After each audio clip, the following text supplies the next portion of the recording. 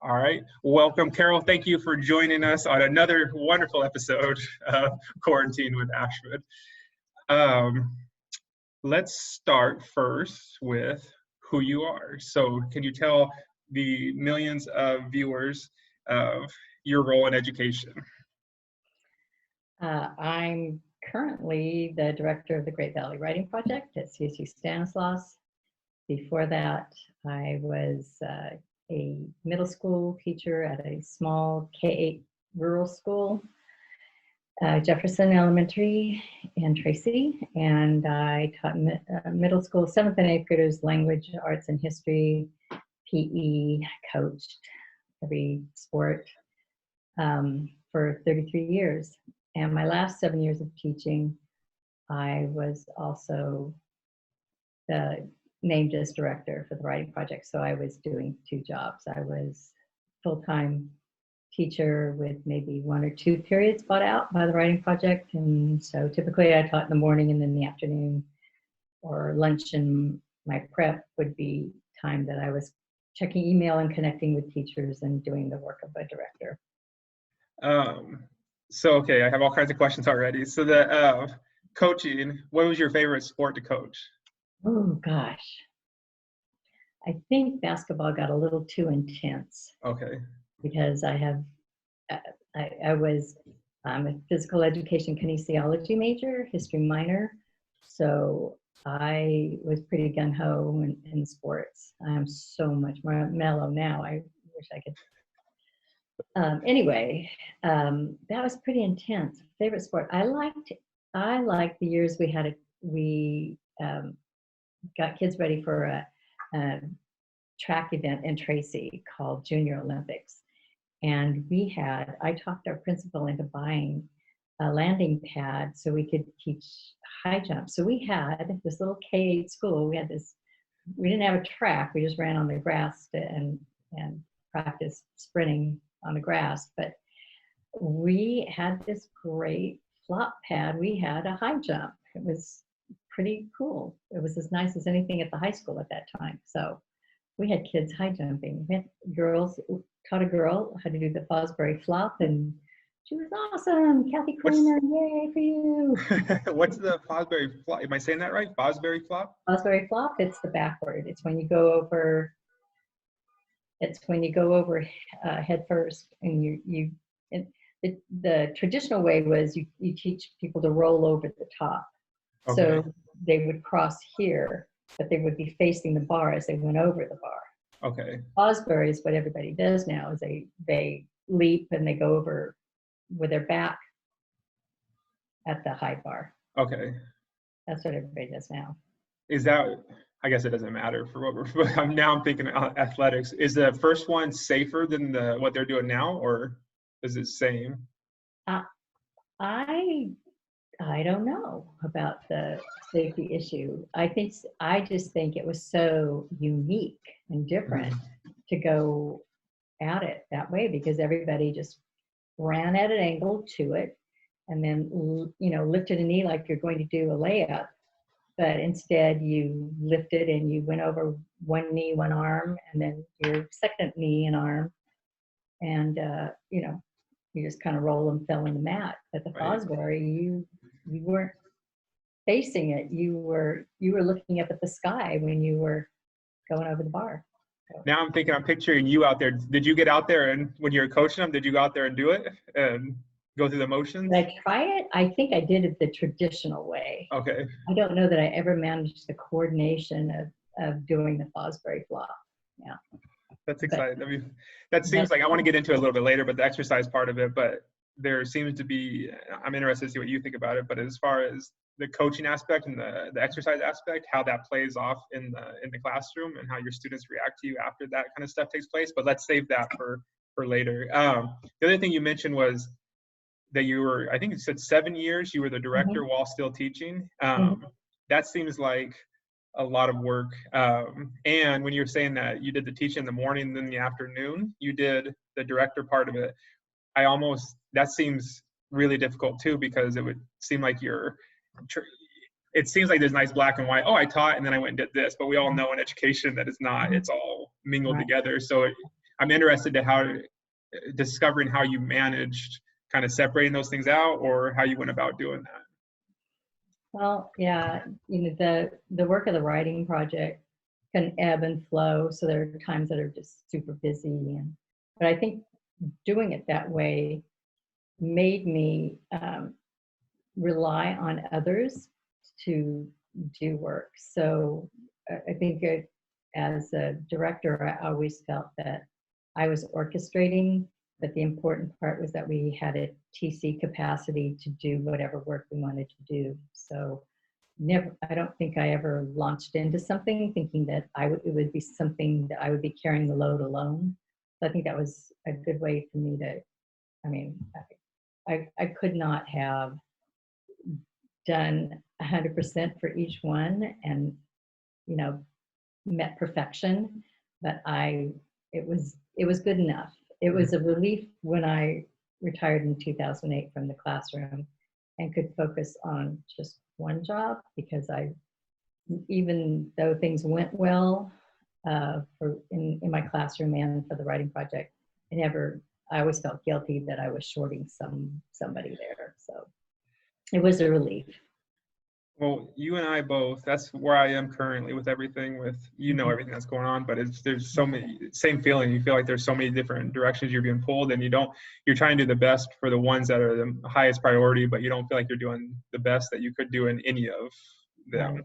Right. My tendency was to jump around from one thing to another, and it's like, no, focus on one thing and do as much as you can, or just get something off the ground as far as the writing project was concerned, because as long as there were other veteran teachers who could carry a load, and even though they were teaching full time, we always managed after hours. So, you just get used to working evenings. So I may not have been bringing home as much work from school to do at home in the evening, but I was always accustomed to having something in the evening that I had to reflect on and work on for school.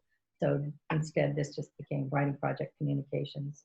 You bring up a good point too, with this idea of when trying to manage those things.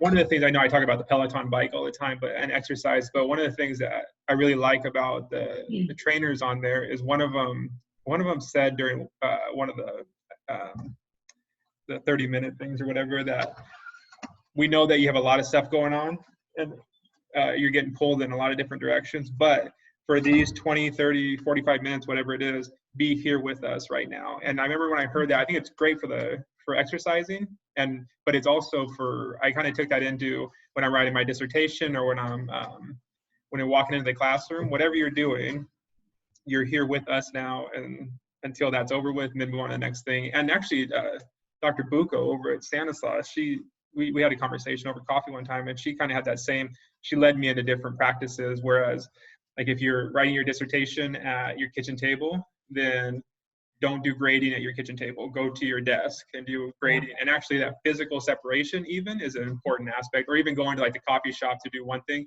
And so all of those things were almost like compartmentalizing, but making sure you're not bringing all those things together. Be where you are in that moment. Mm-hmm. Yeah, that's good practice. I like that. Yeah, it doesn't always happen, but as we're talking, the dogs are coming in and out, and there's the horns honking outside. We kind of talked about GVWP a little bit, so why don't we get into Great Valley? I put my Great Valley shirt on over here. I should have worn mine. Which we need to work on the patches next time, because this one, I'm sure you know, but it always kind of folds over, so we got to work on that. Anyways, tell us, it feels weird asking you, but tell us about Great Valley. What is Great Valley? Not asking you that you don't know, but because I'm so immersed in it too. But you know all the answers. I don't actually, but tell us about Great Valley, your history. What is Great Valley about?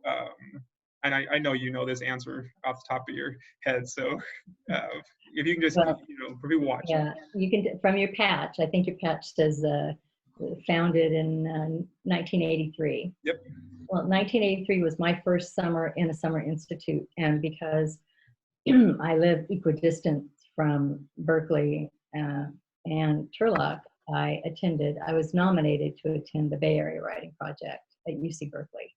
So my first summer where I was really immersed in the writing project was at the inaugural site for the National Writing Project and California Writing Project, and that is the Bay Area Writing Project. So I was very intimidated at the Summer Institute. I was an 8th grade teacher from a very small rural school, and I was sitting next to college professors and kindergarten teachers. I mean, the whole K-16 grade span in that room. But it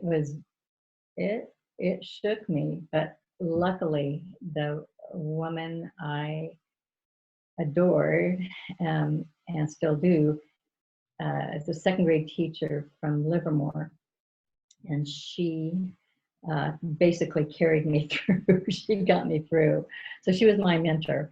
And she even typed up my pages for the anthology. She loved to type. So the piece that I completed for the summer and I submitted for the Bach anthology, she took home and typed for me. But my kids were really young. They were 2 and 4.5. And it was quite a commitment to spend, it was 5 weeks, 4 days a week. We had Fridays off. And so with Larry's support, I was able to do it, and I loved it.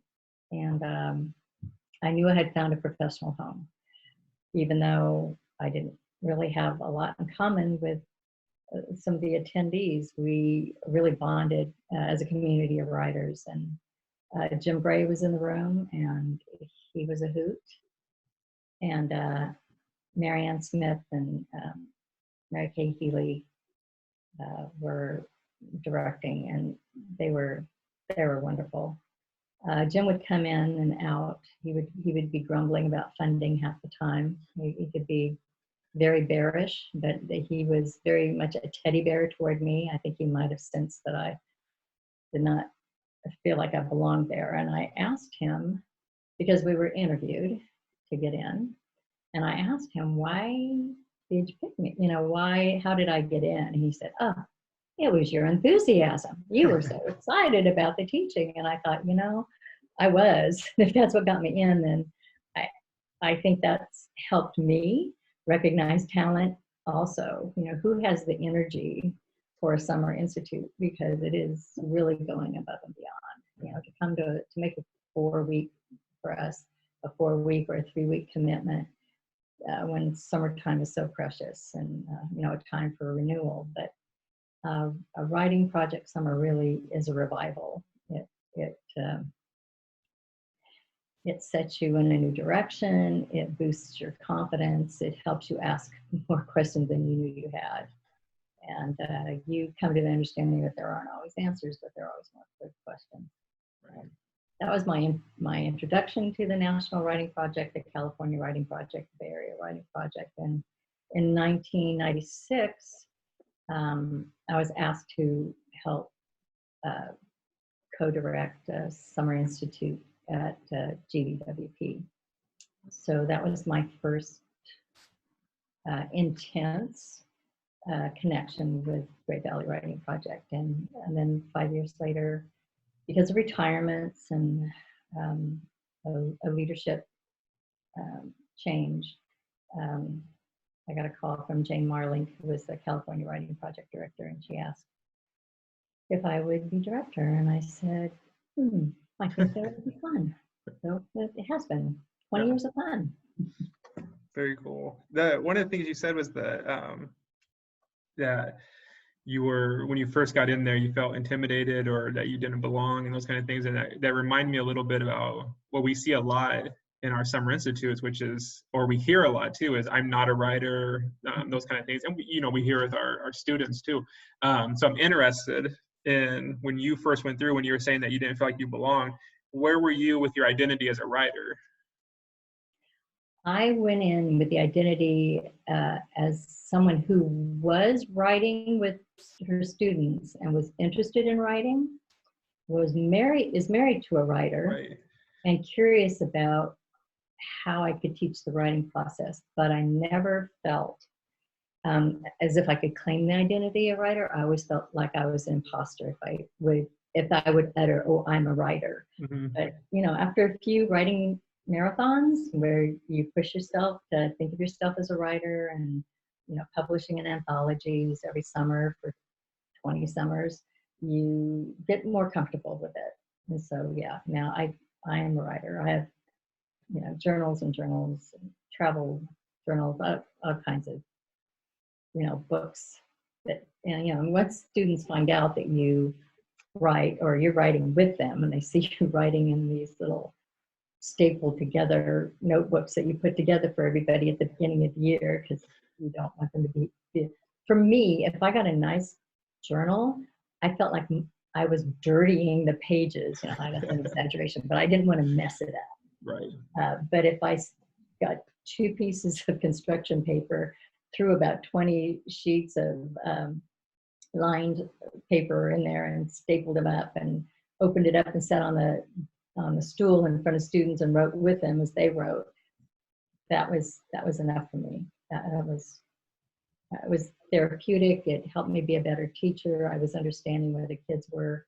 They were writing and sharing. They, even older students like being author's chair.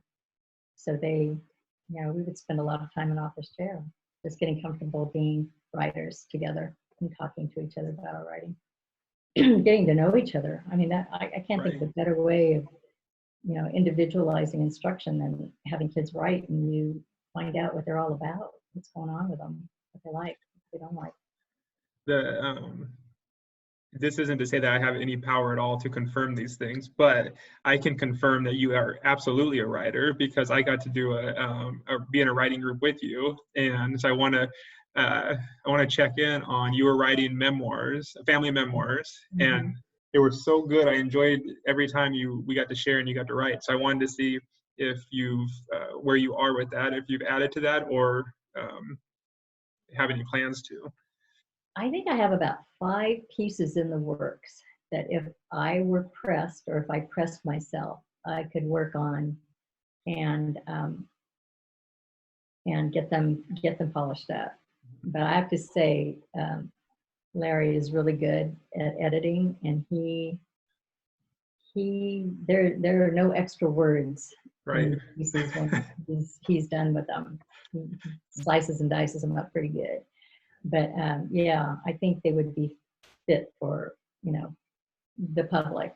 But I do enjoy writing. I have written several pieces for my brothers and sisters and nieces and nephews about my grandparents, Right, who immigrated from the Azores. So I've done that most recently. And last summer I worked on a piece about my mom. So yeah, it's all family oriented. It's not always about some of the crazy, wacky things we did as kids growing up on a ranch. But I think I've pretty much exhausted those. But when I get together with my brothers and sisters, it's always something new comes up, and I think, oh, right. There's in 2009, the Writing for Teachers, there's one of the assignments that's coming up is my favorite assignment, I think probably ever in any classes, the creative nonfiction essay, and where they just have free reign and we show different examples of what you can do. And they always come up with such cool stories and about their life, and some of them are really, really sad and emotional, and some are very funny, emotional. But it reminds me of the writing we did in the Summer Institute, and I'm so excited to start getting those. And there's already students messaging me, I was thinking about doing this. What do you think about that? And that's exciting to me, because it's fun to see. And again, this is what we see in the Summer Institute in our writing groups, when you see people shift from writing because they have to, and it's really difficult and kind of pushing through mud. And then when they get excited about, oh, I get to write about this and tell this story, and there's someone who wants to listen to me, all of those things come into it. And it's really fun to kind of help shape those things and ask questions and get to read those experiences. And that's, like I said, that's what you did for me. One of the things I wanted to ask, kind of a sidetrack, is you're talking about Larry. I don't know if this is a nerdy thing, but I love the different things that I pick up as far as when I'm editing my own pieces, and then people share with me, like, John Whitman over at Stanislaus, he was reading something for me for like a application, and he said he was reading, I put that in a sentence, and he said, oh, there's a difference between a bachelor's degree and a master's, or a master's and a doctorate, whatever. And I didn't know anything about it, but he was showing me that if you look at that, you can, a lot of those you can take out of there and you don't need them. So I was wondering, and I just kind of picked up other things along the way, but I was wondering if there's some that Larry pointed out to you that you've picked up from him.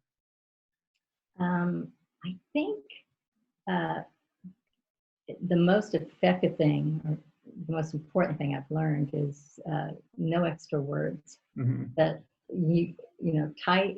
He likes to say tight and light, Uh-huh. and I think that's been the best lesson from him. And you know, don't need that adverb. Just pick the better verb. Mm-hmm. Always looking for the better verb. So because in newspapers, you only have a certain amount of space, so you have to say a lot with a few words. Right. And that, and he's really good on sentence variety. He Mm-hmm. just knows how to. He's really good. For somebody who never took a journalism class, he's damn good. Right. That's right. So that's funny you said that, because the thing I just wrote down was journalism, and one of my favorite classes at Stanislaus, and it might have been the professor or a combination of both, but he was this, like, when you think about a young journalism professor, whatever you're picturing is what this guy was. He would come in jeans and like a dress shirt with a tie and kind of loose tie, and looked like he was in the bullpen at a newspaper, and just kind of winged it, but was really, really intelligent. I think he's moved on to, you know, private industry, but had these really cool assignments where we got to go out to local events and cover them, and he would show us how to write like the boiler, or all the different aspects of different types of pieces. And I think I would like to incorporate that into my own classes, and maybe even like the Summer Institute, those kind of examples, because knowing these different, like the different genres, but that really opened up different ways of going about things, and the lead and burying the lead, and, you know, all those different things that are going on. I think that's a cool way, because it's active too. Instead of just sitting back and reading something and writing about it, you're actually going out and doing it. I interviewed a few ladies there's an Elvis concert at the Gallo. And so I interviewed, late at night, I interviewed 2 older women at the Firkin and Fox after a few drinks, and I recorded it, and it was so much fun. And then I got to do the report on it. And it was, again, it wasn't like an assignment. It was just, I was excited about going and checking out everything. So I think those are cool things for any grade to get students excited about writing, rather than having to drudge through a 5-paragraph essay or whatever the case. Yeah, because when you write, you know, as you did in that example with the Elvis concert, you're self-motivated, right? Mm-hmm. And you want to know the information. It's not like you want to know the information so you can tell somebody else. No, you are curious and you want to know, and you can decide who your audience is, and have so many choices. Mm-hmm. And, you know, it's not so directed, you know, the prompts and all the kind of, you know, the kinds of writing that students are having to do today based on teachers' editions. That's all assigned writing, and there's no enthusiasm, no fire for that. Right. But when you're writing about, when a teacher allows you to write about your own life and gives you, you know, it's like you've been given permission to write about your own life, and you think, oh, there's nothing extraordinary about me, and then you have a chance to share a draft about, you know, the time you know, tried to cross the canal, and, you know, you didn't make it to the other side. Right. Because you're, oh my gosh, I have kids who had, yeah, I guess he had his BMX bike and he was trying to jump it, you know, and it's like, oh, you know, I'm having a heart attack as a mother listening to this kid read this draft. And, your mother know you did that? You know, that was my reaction. So he immediately wanted to give me more details. So I didn't have to ask him to elaborate. He knew his story. That's funny. I just something I don't think about, because they're all adults that I'm teaching. But yeah, that's something that you'd have to think about, as like if you're teaching 8th grade or 7th grade, and or even younger, and they're writing these drafts. It's like, oh my God, I need to tell, you know, or, you know, the concerns. The other thing I thought about was, when I was telling you those different stories, those assignments in the journalism, is people kept popping up in my head. So like the ladies at the Firkin and Fox, and then when I covered kind of like a farmer's market, and I interviewed the woman who was running it out in, I want to say Delhi, and then he had to do a restaurant review, and I did a Jamaican restaurant out in Stockton that's not there anymore, but on the Delta, and I was actually probably the proudest of that piece. But there's these people that I can still picture and see, and so there's something about that for me, at least, that interviewing them and telling their story in a way that, and I infused myself in order to do that, almost felt like an advocate or some advocacy part of it, which was interesting too, because it actually was real. It wasn't something that someone just wanted to hear because an assignment, like you were saying, for the sake of doing the assignment. It was actually something I wanted to make sure that my audience heard because I valued this person that I interviewed. So I think there's a lot of strength and power in those kind of writings. Absolutely, because you empower the person you're interviewing. It's like, oh, I'm important enough for you to interview? You want to know my story? Right. It's a wonderful, I mean, that's a gift when you do that. And then you write, and then you share, they see a draft of, what you've written about, what they had to say. And yeah, that it reminds me of Mike Rose writing about his mom, the waitress, and said Churchill doing, just concentrating on the working people who lead extraordinary lives but think that they're nothing, right. They're just average. There's nothing special about them, but they are. Mike Rose, I'm glad you mentioned, because it's a name that more people should hear and be checking out. To kind of finish that thought, the other thing I was thinking was I was more excited about giving it to the person I interviewed and wrote about than I was to my professor. Like I was, and their feedback was more important to me than, I mean, obviously I was an undergrad and the grade was important, but I wanted to hear what they had to say and how I represented them.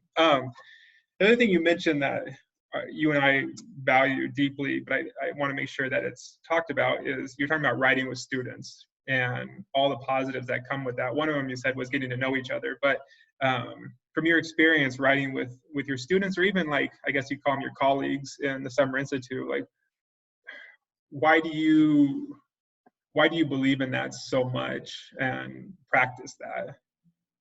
Well, if you're going to teach writing, that you need to be in there and be in the trenches, as they say, with them. I mean, you can't teach writing as a process, as some kind of linear thing. Oh, it's Monday today, we're all pre-writing, and tomorrow we're going to be doing this. And it's a good way for teachers to understand the recursive nature of writing, that you sometimes just put something aside because it's not the right time to write about it. It's too dear, it's too hard, it's the time is just not right, and so you put it aside. Put it in the writing folder and come back in a month or two and look at it. And whatever you have the energy for, that's what you should be writing.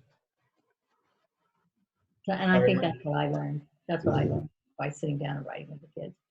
That's why even if we had the word of the day, I would always say, and whatever else is on your mind, so that they could go with it. I didn't want them to sit there and think that there was an answer key.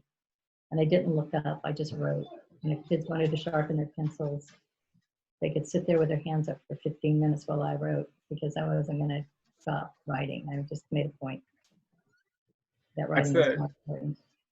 I think that's, well, we obviously both value this idea of writing with our students, but the thing about also having that choice of writing about whatever you'd like to write about, whatever's on your mind right now, you want to discuss that. I think in the first time I went through the Summer Institute when we were at Stanislaus, I almost every single time chose to do whatever I felt like instead of the word of the day. But I would say something I would say the word at the end just to cover my bases. But it have to. It always made me feel good to at least say the word. But it's nice, and sometimes students just need to vent or whatever the case. I think I told Maddie on the last one we did, but when this whole, and I want to segue into COVID-19 issues, but I tried to, with this semester, try to simplify and just support students rather than add more work to them. And so one of the main things that really was disappointing in having to get rid of was our prompt of the day, because I enjoy that time, and I know students enjoy that time, the majority of them. And so I offered it up to my Writing for Teachers class, like if people just want to let me know when and we'll set it up. And I think 6 students, there's no requirement. There was no, you're not getting credit for this, but just, and 6 students showed up with me and we wrote, and we were probably on for, I mean, normally our class is 50 minutes, no, an hour and 15. And we were probably on for that same amount of time on Zoom, just sharing our writing. Everybody shared, we all kind of caught up with each other, and you can see the smiles, and they just needed to do that. And I needed it too. Yeah. So it is a really valuable thing. I remember early on when I was an undergrad, I mentioned I wanted to do something like that when I was teaching, and I had a professor who told me basically you're not going to have enough time, and it's not valuable enough to do. It's going to take up so much of your time. And luckily I met Dr. Patterson, and I knew that's not the case, because every single majority of classes we start with a word of the day or prompt of the day, just to get each other going and talking and stuff. And it's very valuable to me. So I've been asking, I think I've asked everybody so far, with this pandemic and the quarantine and stuff, what is your, I guess, day look like on a personal level, but also as an educator, a director now? What has it been all negative? Are there some positives to it? What's changed? Kind of give us a general sense of where you are now because of this. Well, physically, the job is very simple. It's pretty much what I was doing anyway, and that is I work remotely. I don't go into the office often unless a physical signature or piece of, a document has to be turned in. So that part is the same. There's more Zooms. I think I'm feeling even better connected because teachers, I would write to teachers in the morning and know that, it might be 24 hours before I hear back from them. But now I'm Zooming constantly and connecting more with the NWP people and even more with the CWP directors. We're, always pretty much in tune and talking to each other through emails, giving each other, we're sharing Google Docs. Last week I shared our calendar from last summer, the one that Maddie made for the Summer Institute, with Catherine, the director at Bay Area Writing Project. And it was like the highlight of my week when she sent me this thank you. She just said, wow, you have no idea how much this helps me. And I thought, I helped Catherine. So I let Maddie know, what a valuable resource she conceived and created for us with all the links. So that made me feel good. But I don't really, for me, I probably have much less, the changes are minimal for me because I am working from home. I'm in my sweats most days.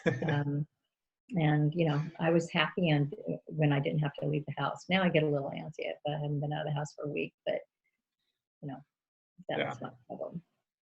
I can always get out of the house. Sorry. I think I want to, let's talk about exercise and teaching. So you talked about your background as a coach.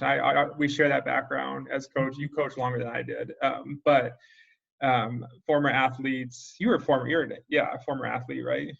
Well, I was athletic, but I didn't, you're an athlete. I came through high school at a time when other schools had leagues for the girls, but we had day days. So, maybe once or twice a year we would get together and have archery and tennis and softball and basketball scrimmages with other girls.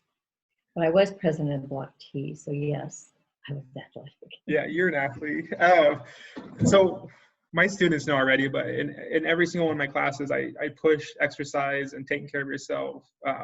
Emotionally and mentally, but also, and it actually ties into the physical exercise. But I think it's really, I think those things connect as far as if you're just sitting at your computer all day, the work that you're probably creating is subpar compared to if you take some time to exercise and get your, the different hormones and your mind and feeling good about yourself and those kind of things. So I was interested in 2 questions. One of them, have you seen that, or do you believe that as well? And the other one is, and not only for your students, but for yourself as a professional. And then also the second question would be, did you notice any payoffs as far as being a coach with your students outside of the classroom and working with them, and not even having to be a coach, but just doing physical activity with them outside the classroom, and then seeing how that affects them inside the classroom?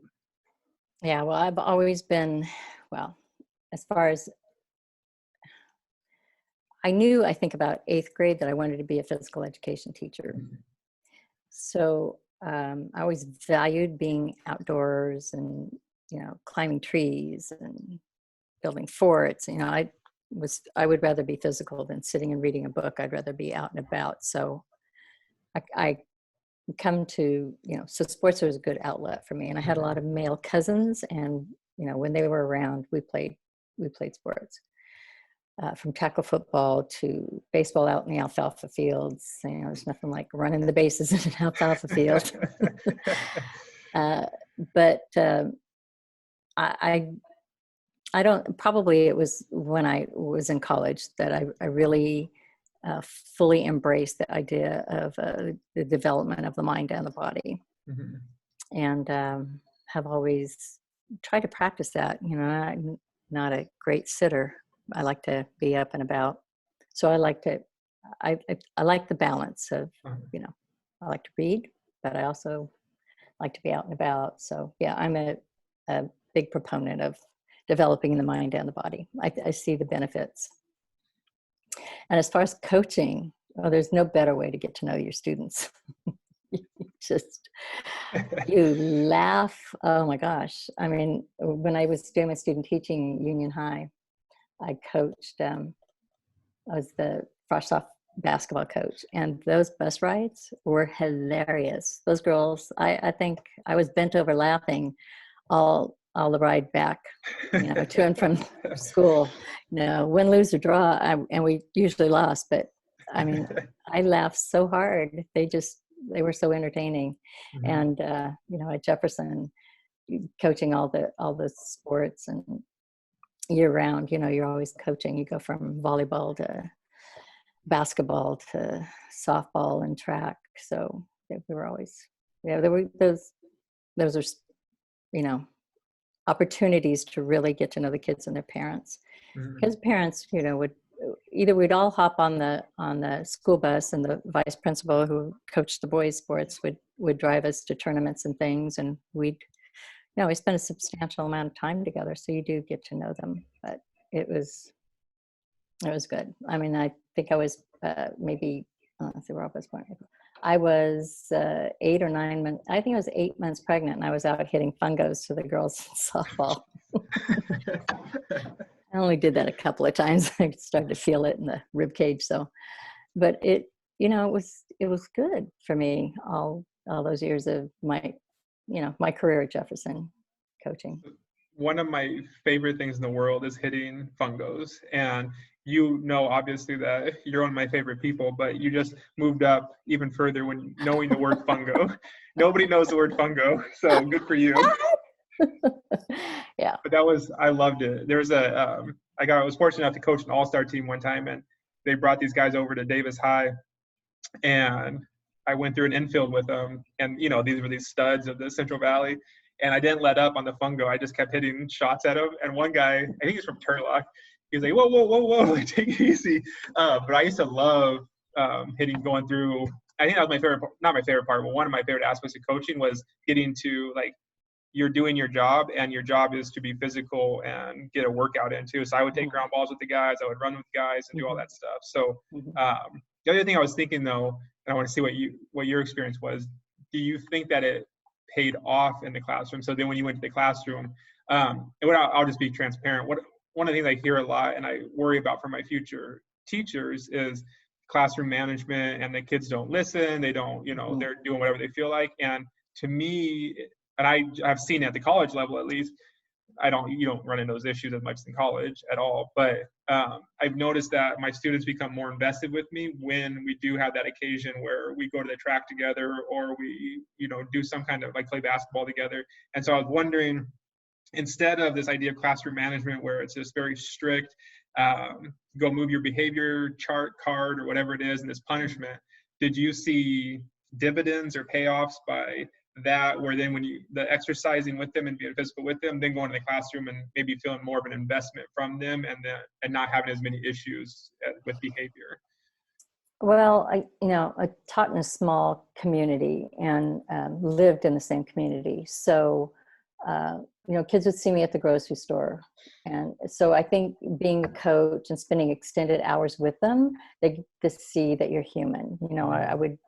I might be coaching with my son on my hip, at a basketball game, or Carly might be sitting with the girls who were cheering, but they were my students. So I think they saw me as a human being, and I don't think they ever breached being respectful because they got to know me so well. But I just think that was all part of being in a small country school and really tightly bound family. You taught if there were 5 kids in the family, you taught all 5 of them. By the end, you were darn good friends with the parents because you knew all the kids. So that was a unique experience. I think that's so. I know kind of how the way you framed it was because of this kind of smaller town feel, but it almost, and which I agree with, but it seemed like the main idea there was they saw you as a human being. And I don't think it's more difficult probably for that to take place in a bigger city. But the point is getting your students, and I appreciate you saying that because it helped me too, but because I was kind of more directed to the exercise part, but that whole thing is wrapped around having them see you as a human being, however you need to do that, whether that's exercise or writing with them or going to a play that they did, whatever the case, but seeing you as a human being, I think helps quite a bit with classroom management behavior kind of things. It's not, nothing's ever going to get rid of all of those things, but it seems like that helps alleviate quite a bit of it. Yeah, it rounds you out. You're not the same person outside the classroom in a gym or on a track or baseball field, softball field. You're in a different environment, and you cut loose a little more. I'm sure you take down some of your defenses maybe, and just be a person. Like when I would read aloud, some novels were just tearjerkers when we got to the end, and it wasn't a happy ending, or it was a sentimental, and my voice would crack. Oh my gosh, reading this novel, The Samurai's Tale, every year when the Lord and Master died, it was like I was choking it up because he'd been so good to this one young samurai. So yeah, the kids, at first they're kind of looking around the room like, oh no, she's crying. And then it was like, oh, okay, yeah, it's all right. I do this every year. I did this last period. Don't worry. It's okay. I didn't even think about that, having 6 or 7 periods, being emotional at the end of each period. Yeah, that's a long day. That's so true though. And God, I'm so glad you brought that up, because it is, I've had moments where I'm reading something, whether it's, and I've gotten emotional, or a student will present something about their case study student, and I've gotten emotional trying to, and that kind of crack or the weakness in your voice. And internally I'm thinking like, Brett, get it together. You can't do this in front of your students. But every single time it's this coming together where they see you in a complete, and before that happens, you can tell that there's a connection. But when that kind of thing happens, like, it's this different, they really start trusting you more. And I think that goes back to the exercise. It goes back to writing together and sharing your writing. So I share with my students an essay about my parents' divorce, where I talk about my parents' divorce. And that's a different, when they hear that, it's different. And when they hear me kind of choking up when I'm reading it to them, it's a different feeling. So I think that's so important and so valuable. Yeah. That's part of, I think it goes a long way in building trust and lowering, the risk of sharing, because you're willing to show who you are. And, when you sit on the stool or an author's chair or whatever, and you share a part of what you wrote. I tried not to share a lot of what I wrote because I wanted the time to go for the kids. But, if there was something that I had written that I thought was important for my students to know, I think I'd make time for me to read, that little kernel to them, just so they know I'm with them. Yeah, sometimes it's like I don't need to share. If a student asks me to share, then I'll share. But there's other times I write something and it's like, okay, I'm going to go next or whatever. 'Cause I know that it's going to be me being vulnerable or whatever that it is that I'm reading is important to share. Yeah. Something else I was going to ask you about that, but it slipped my mind. Okay, so I'm going to move on to the next one, which is just a general teaching question, a few questions. So I don't know if you've been watching, but Patterson introduced me to the Penny Kittle and Kelly Gallagher The podcast they're doing, yeah. Yeah, they one of them I watched, they did I think the prompt, it was with Chris Crutcher. His book just came in. Yeah, Chris Crutcher. I read his first chapter, which is really good in his book too. I was thinking about how am I going to read another book, but the font's really big and it's spaced out pretty well. Young adult. Yeah. But the prompt I think Gallagher was talking about was for during this time right now. Think about the three people, write about the three people that you think about on a daily basis during this pandemic. So like if it's your father-in-law, your dad, and your mom, and then pick one of them and try to write in their perspective of what they're dealing with right now. And that got me thinking for this question. As a teacher, as a former teacher, are there students that, because I know students are important to you, are there students that you still think about to this day as far as that pop into your head on a weekly or monthly occasion? And if you could share, I don't know if you have to use names or not, but if you could share one or two of those students that tend to always keep kind of coming back to you. Well, 33 years, that's a lot of kids. Yeah. I think a lot about my first years of teaching because there's before the writing project, the 7 years before the writing project, and then the time after. And I think about mistakes I made, like things I didn't do, that why wasn't I doing more of this and less of that kind of thing. But individuals, gosh, it's really fun to think about high jumping and yeah, that's what I was gonna say. The student you were talking about for that. Yeah, probably. Yeah, I think some of the athletes. There are some who stay in touch with me from my early days, and they're now they're in their 40s and 50s, and it's like, oh my gosh, you can't get old. Yeah. Older. So yeah, there were the one who's really just a sweetheart, and she stayed in touch, and she used to, she still has family in Tracy, and she comes and visits, but the endearing thing about her is that we have more things in common now because she taught English in Mimuro, Japan, which is Tracy's sister city, and I'm the president of that organization.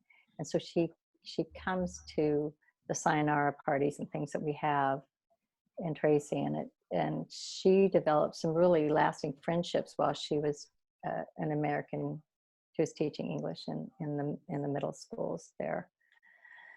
And she has struggled with what she wants to do in life. And she's a really talented juggler. And she's taught ESL classes at San Jose State.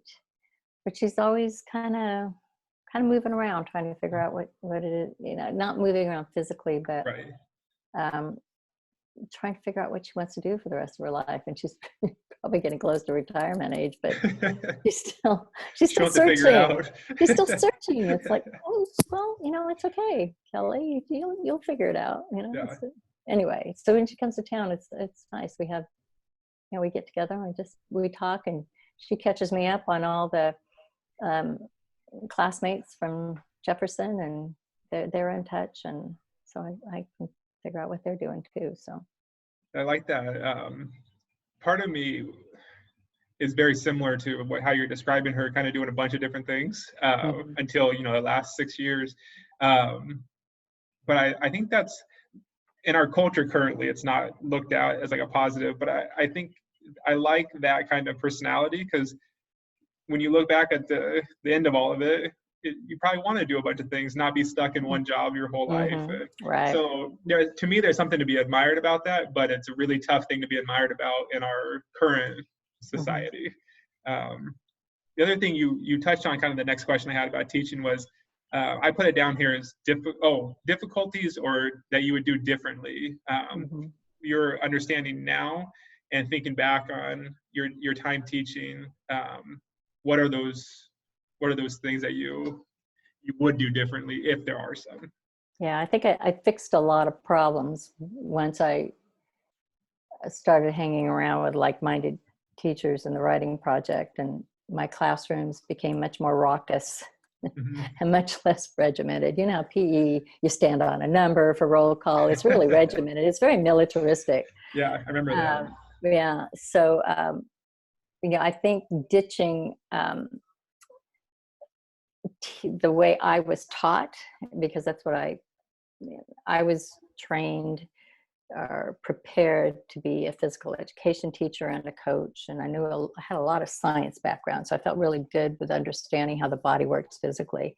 So, you know, kinesiology was like it is at Stan State. We had a lot of science labs, but there was a lot of too much sitting. And, you know, so I think when I didn't know what to do inside the classroom as opposed to outside of the classroom, kids were always moving. We were doing drills. We were organizing, you know, it was go, go, go, go, go, go. And, you know, sitting quietly in rows in your seats, you know, those first 7 years, that was, I fixed that, you know, there's a lot more talking, but I think getting comfortable with a noisy classroom is difficult for some teachers who grew up in very traditional. I was in a class of 46, one nun, 46 kids. So, you know, you could hear a pin drop in that classroom, you know, from 2nd grade to 8th grade. That was my background. So that's what I fell into, I think. Yeah, and I think that's what that's a quote I brought up with Maddie the other day too. I'm going to butcher it right now, but the quote said something to the effect of, when expectations are raised, we don't rise to expectations, we fall to our practices. Right. And I really like that, because that's what I think about with our future educators too, is like, we can't pretend that all of a sudden, if we're either a teacher right now, or I have a student who's kind of just being mediocre or going through the motions, that all of a sudden, when they get their own classroom, they're going to be, you know, oh, that's going to all go away. Because if that's what your habit is and that's what your practice is, that's what you're going to fall back on. And so if we can shift that now to going over and beyond and trying to learn more things and being the best you can, then we don't need to shift anything later. That just continues on, because that's the practice. Yeah. And we do, that's another famous quote is, you know, we teach the way we were taught. And so if we have that all of our years, that's very like orderly, regimented, quiet, sitting down, then we're going to do that same thing to our students. The other thing you said, the idea of like getting up, moving around, I've noticed there is that trend in my own teaching that classes that I really enjoyed leaving after the class, usually there was some standing up, like a gallery walk, moving around, putting students different places. I mean, there's good discussion that takes place sitting down too, but that was something that I kind of was on my radar, as far as like, whenever you do get them up, moving and standing, and it tends to be a better class. I don't know why that is yet, but I've noticed that same thing. Well, there's the energy level. I was lucky in the 80s, which would have been my second decade of teaching. Cooperative learning was on the upswing, and so we were putting kids in group and doing group work and sharing different jobs. And then, you know, later, like in the 90s, we had lit circles. So you know, we just continue to have kids talking. So that's a much more vibrant learning experience, and kids feel valued because they have a role in whatever they're doing in the group. And you know, it was a good change. I think I felt like I was doing penance when I moved from quiet in rows classroom work to No, let's get in groups. What do you Yeah. think? Well, that's the same. Is often I've thought about, I've walked out of my classroom down the hallway to see if there's other classes going because I felt bad about how loud. And there was one, it was a good example, was 2 semesters ago, my senior seminar class was an 8 a.m. class. I remember walking down the hall in DBH and I could hear them once I hit the first floor. And every other class I walked by, they were quiet, just kind of mumbling to each other until class started. And this is probably 10 minutes before class even started. And that classroom, 103 or whatever, was just loud. And I never went in there and told them to like quiet down because I thought that's what they should be. Like they're here at 8 a.m. They're going to be future teachers. They should be talking to each other. But I remember even, doing activities, I'd walk around and you could see other classes closing their doors because our class was so loud talking and stuff. And something about that doesn't sit well because this professionalism, but it also felt so good that was going on in the classroom. Yeah. They just need better, thicker walls. Yeah, exactly. There's nothing wrong with the noise. Right. Just thin walls. Right. So the last little section I had was what I titled recommendations. So one of them is selfish. Actually, both are probably selfish, but one of them was academic. So are there, Dr. Patterson at one point told me that her professor, Tom Newkirk, used to always ask her, what are you reading? And so I always thought that was a good thing for myself to ask myself, but to ask my students and other people I'm around. And so maybe academics that we should be reading, what you're reading, or even websites or groups that we should be thinking about. And then more selfishly is Hawaii recommendations. Good restaurants, good excursions, those kind of things.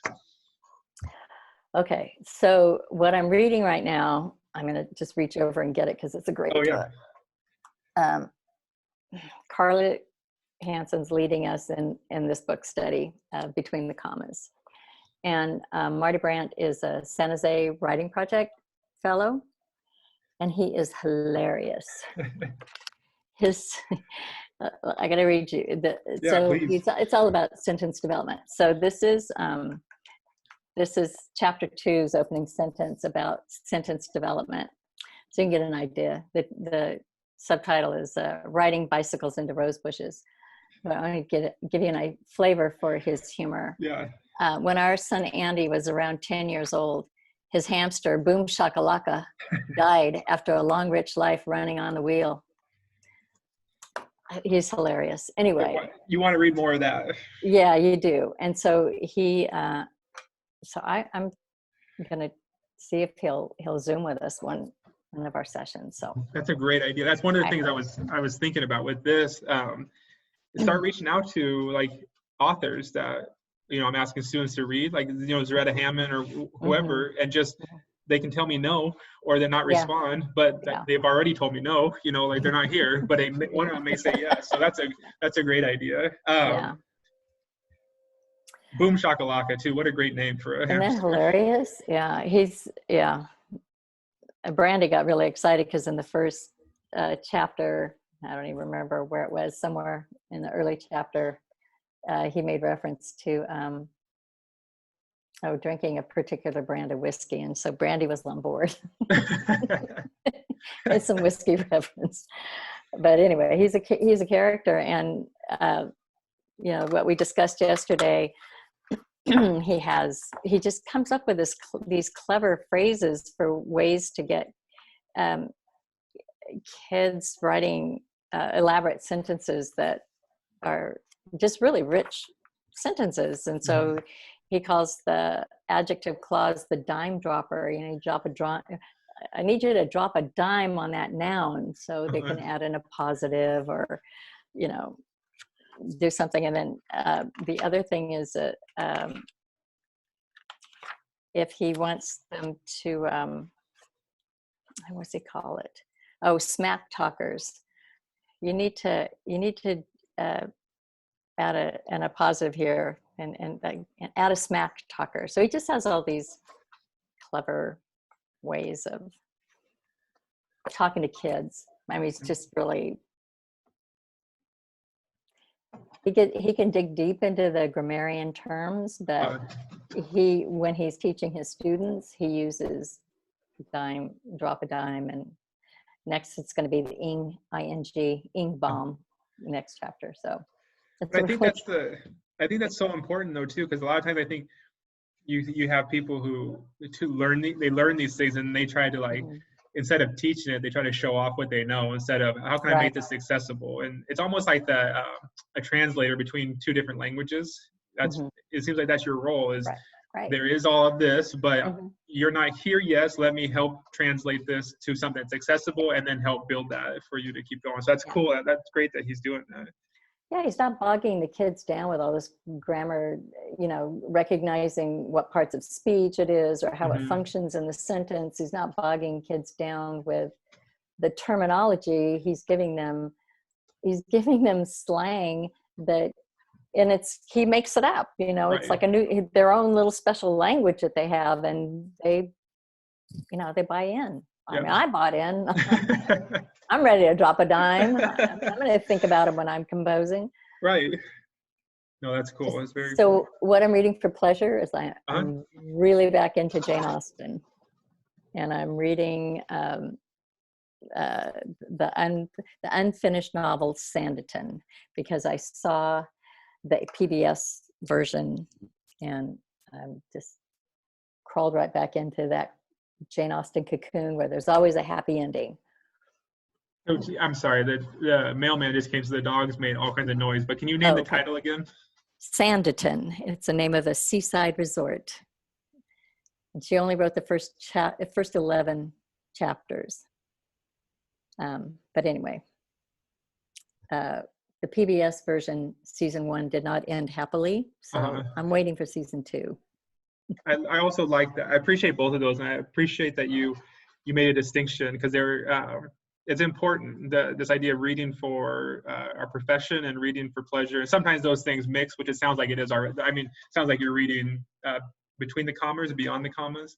Between the commas. Between the commas. It sounds like you're reading that for pleasure as well, but I think it's important, those two different ideas of just spending some time just reading for the joy of reading without having to think about how am I going to talk about this or analyze it or those kind of things. Right in good time, Annie just walked in as I'm going to ask about Hawaii recommendations. Somehow she knows. Well, I haven't been to Kauai in a long time, but no, Hawaii. Sorry. Hawaii. Yeah. Hawaii. Okay. In general. Big island? Any island? We always go to Maui, but we need to venture out at some point. Well, when you're in Maui, I don't know if you took the ride up to Haleakala. Not yet. Okay, well that's a must do. Okay. But take a heavy coat or a lot of blankets. It's cold. That's what I've heard. If you go for sunrise. Yeah, that's what. So the only reason, so we've heard about it. The only reason we haven't yet is I do not want to get up at 3 or whatever it is in the morning early and go up there on a vacation day. But I need to just bite the bullet and do it. Yeah, it's pretty impressive. But even if you aren't there for sunrise, you can take a ride. You just want to go to upcountry if you haven't rented a car and done that. The last time we went, we did a little more venturing around Maui, where we actually did the whole perimeter, I guess. We got a Jeep and we did the road to Hana, and then we went all the way around the back road or the back side. Oh yeah, that's rugged. That's it was interesting. And then all of a sudden it was like foggy, and then it was sunny and dry, and then it was just a weird, but it was fun to see everything. But we were exhausted by the end of that. That is you have to concentrate too hard on that ride. Yeah. Next time, just go up country. So I'll tell you this. This is embarrassing, but I'll share this one with you because. So at the end of that, we were getting back into town, I guess, where there's a stoplight, and my truck is a stick shift at home, and so clutch, brake, accelerator, and we had the Jeep that was just brake, accelerator, it was automatic, and so my default, because I hadn't done anything different for so long, was as we were coming up to this light to push my clutch in and then step on the brake. There's no clutch, so the closest thing was the brake, and I just slammed like I was pushing on the clutch and the brake. I have no idea how the Jeep didn't flip over or us get hit or anything, but Annie goes, I can drive the rest of the way if you'd like. I said, no, I'm fine. That woke me up to the point, but that was not a fun experience. That's frightening. What about, so I'm always thinking about food. What's your favorite Hawaii food when you go there? Gosh, we've had some good meals. I like going to Roy's because it's like Asian fusion. It's a little Okay. pricey, but when Carly graduated, we took the family to Roy's, and they have one downtown Waikiki, and they have one out Kahala. They probably have one on Kahala. They probably might have one in Maui. Hmm. I'm not sure. What do you get when you're there? Something fish. Okay. Because, but Mama's Fish House is nice on Maui, Yeah. but it's very expensive. I've been there, but when my grandparents were buying, I haven't been Yeah, since. yeah. I went once. It was my birthday, Yeah. and it was the food was good. Yeah. But yeah, you can have gosh, what do we like? We go to this little tea house. It's run by the Salvation Army, and it's in Manoa, which is close to Carly's house, and we have breakfast there, and I like the acai bowl. Uh-huh. So you can go to Jamba Juice and get acai bowls, but the Jamba Juices in Hawaii, Uh-huh. there's really good acai bowls. They're like 3 or 4 different kinds. Nice. They drizzle some honey on top of the granola and bananas and berries. Oh my gosh, my It's mouth all is different. watering. All the food's different there because it just seems like it's brand new, fresh, and it's Yeah. yours. The fish, say, I always think about the ahi is one of the things I like getting when I like Hmm. the poke Hmm. or poke bowls. Hmm. Hmm. One of my favorites. And they have that market I like going to here. He brings in ahi, but it's different in Modesto having ahi than in Hawaii. Yeah, I'm always nervous when I'm inland Yeah, and I'm having fish, but yeah, the ahi there is really good. yeah. Even the salads, like there are salad places, and they, oh man, they slice up some delicious ahi on top. Mhm. Oh, really good, really good.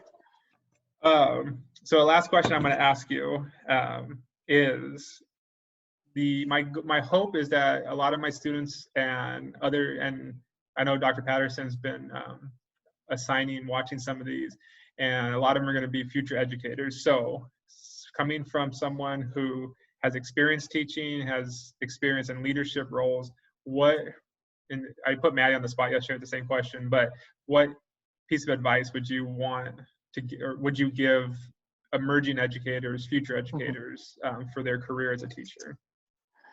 Well, um, you need to find a professional home, and I better than having a mentor. In addition to having a mentor, having somebody who you can bounce ideas off, or a lot of elementary schools, the teachers are by grade level, and sometimes they get really close and they work really well together, and there's no Mm-hmm. dissension and everything goes smoothly. And then sometimes it's not. Maybe there's one person on your staff that you are who gets you, who understands what your values are, and you are, you're linked up there. Um, so I say, find a professional home. And the writing project, I think, is a collection of generous um, teachers who just really care about their profession, and they care about their students, and their energies are in the right place. But you want to be around like-minded professionals, Mm-hmm. whatever you're doing. I couldn't agree more. That's one of the things that I've noticed in my short career, but there are moments of um, being around people who are extremely supportive and Hmm. are your cheerleaders, and you're their cheerleaders, and it makes a big difference Yeah, than trying to go through it alone or being bitter or upset with the people that yeah. you're working with. It's a very challenging profession, and Mm-hmm. you need some way of affirming what you're doing, and having, you're so isolated. You're in your own classroom. I mean, unless you're lucky to be in some kind of a team teacher situation, Right.